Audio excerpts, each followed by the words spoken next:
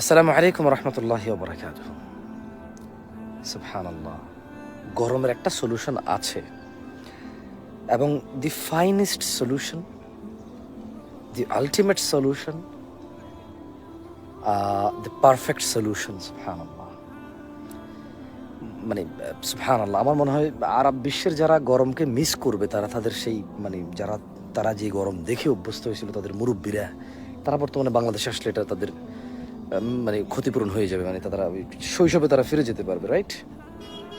আমাদের অবস্থাটা কেমন এখন? এটা বাংলাদেশে আছি আমি, বাংলাদেশে আছি। তো যাই হোক, সলিউশনের কথা বলি। কোরআনুল কারীমে আল্লাহ সুবহানাহু ওয়া তাআলা বলছে যে ফাকুল তুস্তাগফিরু রাব্বাকুম ইন্নাহু কানা গাফফারা। তোমরা তোমাদের রবের কাছে ক্ষমা চাও, মাপ চাও, নিশ্চয়ই তিনি ক্ষমাশীল। ইউরসিলিস সামা আলাইকুম মিদরারা। যদি তোমরা আল্লাহর কাছে নিজেদের সম্পর্কে মাপ চাও, তাহলে তিনি আকাশ থেকে বাড়ি বর্ষণ করবেন। কেমন? সো তার মানে যদি কেউ আল্লাহর কাছে মাপ চায়, তাহলে আল্লাহ সুবহানাহু ওয়া তাআলা বৃষ্টি বর্ষণ করবেন। এই গরমকে ঠান্ডা করার জন্য বৃষ্টি ইনাফ হবে ইনশাআল্লাহ আল্লাহর দয়ায়। So let's do it. আমরা এটা করি, আমরা আল্লাহর কাছে মাপ চাই সলাতের মাধ্যমে। আসসালামু আলাইকুম রহমতুল্লাহ।